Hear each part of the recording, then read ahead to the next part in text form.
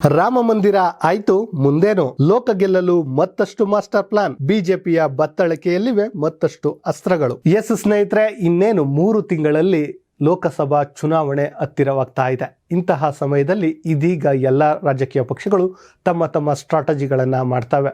ಅದರಲ್ಲೂ ಕೂಡ ಇದೀಗ ಬಿಜೆಪಿ ಮಾಸ್ಟರ್ ಪ್ಲಾನ್ ಅನ್ನೇ ರೂಪಿಸಿದೆ. ಈಗಾಗಲೇ ತುಂಬ ದಶಕಗಳ ಹಿಂದಿನ ಒಂದು ಆಶ್ವಾಸನೆಯನ್ನು ಇದೀಗ ನೆರವೇರಿಸಿದೆ. ಅದುವೇ ರಾಮ ಮಂದಿರದ ವಿಚಾರ. ಹೌದು, ಈ ರಾಮ ಮಂದಿರದ ವಿಚಾರ ಇದೀಗ ಬಿಜೆಪಿ ಪಾಲಿಗೆ ಬಹುದೊಡ್ಡ ಗೆಲುವಾಗಿ ಪರಿವರ್ತನೆ ಆಗಬಹುದು. ಇದರ ನಡುವೆ ಈಗಾಗಲೇ ರಾಮ ಮಂದಿರ ಕಟ್ಟಿದ್ದಾಯಿತು, ಮುಂದೇನು ಎನ್ನುವಂತಹ ಪ್ರಶ್ನೆಗೆ ಬಿಜೆಪಿಯ ಬಳಿ ಹಲವಾರು ಉತ್ತರಗಳಿವೆ. ಅದಷ್ಟೇ ಅಲ್ಲದೆ ಬಿಜೆಪಿಯ ತೆಕ್ಕೆಯಲ್ಲಿ ಹಲವಾರು ಬ್ರಹ್ಮಾಸ್ತ್ರಗಳೇ ಇವೆಯಂತೆ. ಹಾಗಾದರೆ ಬಿಜೆಪಿ ಮಾಡ ಹೊರಟಿರೋ ಪ್ಲಾನ್ಗಳೇನು? ಲೋಕ ಗೆಲ್ಲಲು ಬಿಜೆಪಿ ಯಾವೆಲ್ಲ ತಂತ್ರಗಳನ್ನು ಅನುಸರಿಸಿದೆ? ಆ ಕುರಿತ ವಿಶೇಷ ವರದಿ ನಿಮ್ಮ ಮುಂದೆ. ಹೌದು ಸ್ನೇಹಿತರೆ, ಬಿಜೆಪಿ ಬಹುದೊಡ್ಡ ಪ್ಲಾನ್ ಇದೀಗ ಸಕ್ಸಸ್ ಕಂಡಿದೆ. ಅದುವೇ ರಾಮ ಮಂದಿರದ ನಿರ್ಮಾಣ.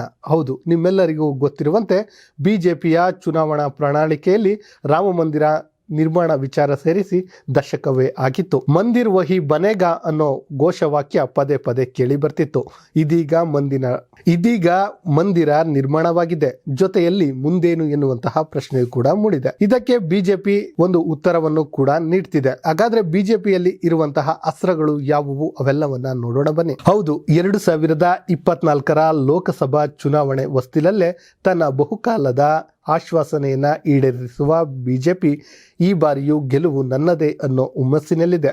ಕಾಂಗ್ರೆಸ್ ಸೇರಿದಂತೆ ಪ್ರಮುಖ ವಿರೋಧ ಪಕ್ಷಗಳು ಸಾಂಪ್ರದಾಯಿಕ ವೋಟ್ ಬ್ಯಾಂಕಿಗಿಂತ ಭಿನ್ನವಾದ ವೋಟ್ ಬ್ಯಾಂಕನ್ನು ಇದೀಗ ಬಿಜೆಪಿ ಪಡೆದುಕೊಂಡಿದೆ ಎನ್ನುವಂತಹ ಮಾತುಗಳು ಕೇಳಿ ಬರ್ತಿದೆ. ಹಾಗಾದ್ರೆ ಯಾವುದಪ್ಪ ಆ ವೋಟ್ ಬ್ಯಾಂಕ್ ಅಂತೀರಾ? ಅದನ್ನು ಹೇಳ್ತೀವಿ ಕೇಳಿ. ಸ್ನೇಹಿತರೆ, ಬಿಜೆಪಿ ಬೆನ್ನಿಗೆ ವಿನೂತನ ವೋಟ್ ಬ್ಯಾಂಕ್ ಒಂದು ಬಂದಿದೆ. ಅದುವೇ ಬಿಜೆಪಿಯ ಹಿಂದುತ್ವದ ರಾಜಕಾರಣವನ್ನು ಮೀರಿಸುತ್ತೆ ಎನ್ನುವಂತಹ ಒಂದು ವೋಟ್ ಬ್ಯಾಂಕ್. ಹೌದು ಸ್ನೇಹಿತರೆ, ಇತ್ತೀಚೆಗೆ ಚರ್ಚೆಯಾಗ್ತಿರುವಂತಹ ವಿಚಾರ ಅದುವೇ. ಈ ವಾದವನ್ನ ಸರಣಿ ಮಂಡಿಸಿರುವಂತಹ ಉತ್ತರ ಪ್ರದೇಶದ ಅಲಹಾಬಾದ್ ಸಮಾಜ ವಿಜ್ಞಾನ ಸಂಸ್ಥೆಯ ನಿರ್ದೇಶಕ JB ಪಂತ್ ಮತ್ತೊಂದು ವರ್ಗವನ್ನೇ ಸೂಚಿಸಿದ್ದಾರೆ.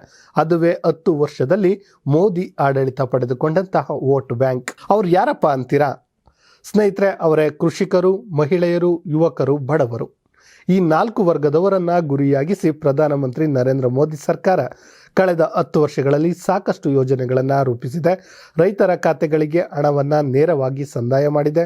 ಕುಶಲಕರ್ಮಿಗಳಿಗೆ ಉದ್ಯೋಗ ನಡೆಸಲು ನೆರವನ್ನ ನೀಡಿದೆ. ಈ ಎಲ್ಲಾ ಫಲಾನುಭವಿಗಳು ನೇರವಾಗಿ ಮೋದಿ ಸರ್ಕಾರದ ಮತ ಬ್ಯಾಂಕ್ ಆಗಬಹುದು ಎನ್ನುವುದು ಬಿಜೆಪಿಯ ವಿಶ್ವಾಸ.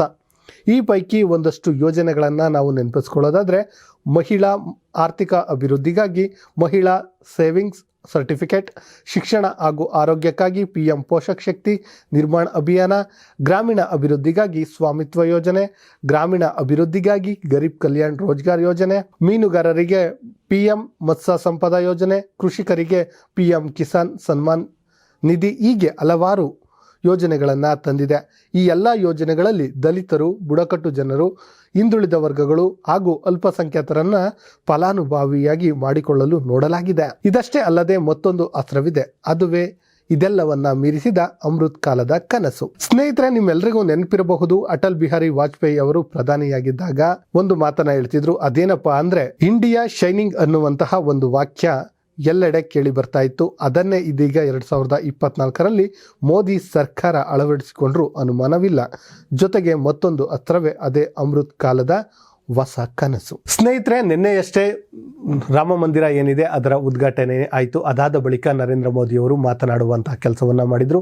ಅದರಲ್ಲಿ ಅವರು ಪ್ರಮುಖವಾಗಿ ತೆಗೆದುಕೊಂಡ ವಿಚಾರ ಏನಪ್ಪಾ ಅಂದ್ರೆ, ಅಮೃತ್ ಕಾಲದ ಕನಸು. ಹೌದು, 2047ರ ವೇಳೆಗೆ ಭಾರತವನ್ನ ಮತ್ತೊಮ್ಮೆ ಉಜ್ವಲಿಸುವಂತಹ ಕೆಲಸವನ್ನ ಮಾಡಬೇಕು ಎನ್ನುವಂತಹ ಮಾತನ್ನ ಹೇಳಿದ್ದಾರೆ. ಈ ಕನಸನ್ನ ಮುಂದಿನ ಚುನಾವಣೆಯ ಒಂದು ಪ್ರಚಾರ ಅಸ್ತ್ರವಾಗಿ ಬಳಸೋದ್ರಲ್ಲಿ ಅನುಮಾನವೇ ಇಲ್ಲ. ಕಾಶಿ ಮಥುರವನ್ನ ಮರೆಯಲು ಸಾಧ್ಯವೇ? ಖಂಡಿತವಾಗಿಯೂ ಇಲ್ಲ. ಅದಕ್ಕೂ ತನ್ನದೇ ಆದ ತಂತ್ರಜ್ಞಾನಿಕೆಯನ್ನು ಮಾಡಿಕೊಳ್ಳುವ ಸಾಧ್ಯತೆ ಇದ್ದು, ಪುಣ್ಯಕ್ಷೇತ್ರಗಳ ವಿಚಾರದಲ್ಲಿ ಬಿಜೆಪಿ ಇವುಗಳನ್ನು ಸೇರಿಸಿಕೊಳ್ಳಬಹುದು. ಇದಷ್ಟೇ ಅಲ್ಲದೆ ಆರ್ಟಿಕಲ್ 360 ಆಯಿತು, CAA, NRC, BNS, ಎಷ್ಟೊಂದು ವಿಚಾರಗಳು ಬಾಕಿ ಇವೆ. ಅವೆಲ್ಲವನ್ನ ಇದರಲ್ಲಿ ಸೇರಿಸಿಕೊಳ್ಳುವಂತಹ ಸಾಧ್ಯತೆ ಹೆಚ್ಚಿದೆ. ಹೌದು ಸ್ನೇಹಿತರೆ, ಜಮ್ಮು ಕಾಶ್ಮೀರಕ್ಕೆ ಸಂಬಂಧಿಸಿದಂತಹ ವಿಶೇಷ ಅಧಿಕಾರವನ್ನ ತೆಗೆದುಹಾಕಿರುವಂತಹ ಆರ್ಟಿಕಲ್ 370 ಕೂಡ ಈ ಬಾರಿಯ ಚುನಾವಣೆಯಲ್ಲಿ ಪ್ರಮುಖ ಅಸ್ತ್ರವನ್ನಾಗಿ ಮಾಡಿಕೊಳ್ಳುವ ಸಾಧ್ಯತೆಗಳು ಹೆಚ್ಚಿದೆ. ಇದಷ್ಟೇ ಅಲ್ಲದೆ ಹೊರದೇಶಗಳಿಂದ ಬಂದಿರುವಂತಹ ಇವು ಯಾರು ಹಿಂದೂಗಳು ಅಥವಾ ಹಿಂದೂಗಳಲ್ಲದವರ ನಾವು ಒಂದು ರೀತಿ ಡಿವೈಡ್ ಮಾಡುವಂತಹ ವಿಚಾರಕ್ಕೆ CAA ಎನ್ನುವಂತಹ ಕಾನೂನನ್ನು ಕೂಡ ತರಲಾಗ್ತಿದೆ. ಇದಷ್ಟೇ ಅಲ್ಲದೆ ಹಳೆಯ ಕಾನೂನುಗಳೇನಿದ್ವು ಇಂಡಿಯನ್ ಪಿನಲ್ ಕೋಡ್ ಬದಲಿಗೆ ಇದೀಗ ಭಾರತ್ ನ್ಯಾಯ ಸಂಹಿತೆ ಕಾಯ್ದೆ ಕೂಡ ಪಾಸ್ ಆಗಿದೆ. ಆದರೆ ಅದು ಕೂಡ ಕಾನೂನು ರೂಪಕ್ಕೆ ಬಂದಿಲ್ಲ. ಇವೆಲ್ಲವನ್ನ ಒಂದು ರೀತಿ ಚುನಾವಣೆಯ ಅಸ್ತ್ರವಾಗಿ BJP ಮಾಡಿಕೊಳ್ಳುವಂತಹ ದೊಡ್ಡ ಸವಾಲನ್ನು ಮುಂದಿಟ್ಟುಕೊಂಡಿದೆ. ಇನ್ನೊಂದು ವಿಚಾರ ಸ್ನೇಹಿತರೆ, ಈಗ 2024ರ ಚುನಾವಣೆಯ ಬಗ್ಗೆ ಕೆಲವೊಂದು ಸಮೀಕ್ಷೆಗಳು ಬಂದಿವೆ. ಆ ಸಮೀಕ್ಷೆಗಳ ಪ್ರಕಾರ ಮತ್ತೆ NDA ಒಕ್ಕೂಟ ಅಥವಾ BJP ಬಹುಮತದೊಂದಿಗೆ ಗೆಲ್ಲುವ ಸಾಧ್ಯತೆ ಇದೆ ಎನ್ನುವಂತಹ ಮಾತುಗಳನ್ನು ಕೂಡ ಹೇಳಿದೆ. ಅದೊಂದು ರೀತಿ BJPಗೆ ಒಂದು ರೀತಿ ಪಾಸಿಟಿವ್ ಎನರ್ಜಿಯನ್ನು ತಂದುಕೊಟ್ಟಿದೆ. ಇದಷ್ಟೇ ಅಲ್ಲದೆ 5 ಟ್ರಿಲಿಯನ್ ಆರ್ಥಿಕತೆಯ ಕನಸು ಕೂಡ ಮೋದಿಯವರು ಕಂಡಿದ್ದು ಅದನ್ನು ಕೂಡ ಈ ಪ್ರಚಾರಕ್ಕೆ ಬಳಸಿಕೊಳ್ಳುವ ಸಾಧ್ಯತೆ ಹೆಚ್ಚಿದೆ ಎನ್ನಲಾಗ್ತಿದೆ. ಒಟ್ಟಾರೆಯಾಗಿ ಹೇಳೋದಾದ್ರೆ ಸ್ನೇಹಿತರೆ, ಇದೀಗ BJP ಒಂದಿಲ್ಲೊಂದು ತಂತ್ರಗಳನ್ನು ಮಾಡ್ತಾ ಇದೆ. ಅದರಲ್ಲಿ ಪ್ರಥಮವಾಗಿ ರಾಮ ಮಂದಿರದ ಸಕ್ಸಸ್ ಈಗ BJPಗೆ ಒಂದು ಪ್ಲಸ್ ಪಾಯಿಂಟ್. ಆದರೆ ಅದಾದ ಬಳಿಕ ಇರುವಂತಹ ಯಾವುದಿರ್ಬೋದು CAA ಇರಬಹುದು, 370 ಇರಬಹುದು, ಆರ್ಥಿಕತೆ ದಾಪುಕಾಲಿಡ್ತಿರೋದಿರ್ಬೋದು, GDP ಬೆಳವಣಿಗೆ ಇರಬಹುದು, ಹೀಗೆ ಹಲವಾರು ವಿಚಾರಗಳು ಮೋದಿ ಸರ್ಕಾರದ ಬಳಿ ಇವೆ. ಅವುಗಳನ್ನೆಲ್ಲವನ್ನ ಬಳಸಿಕೊಂಡು ಮುಂದಿನ ಚುನಾವಣೆಯನ್ನು ಎದುರಿಸಲು BJP ಸರ್ಕಾರ ಮುಂದಾಗಿದೆ. ಇಂತಹದ್ದೇ ಸುದ್ದಿಗಾಗಿ ಸದಾ ನೋಡ್ತಾ ಇರಿ ಲೈವ್ TV ಕನ್ನಡ.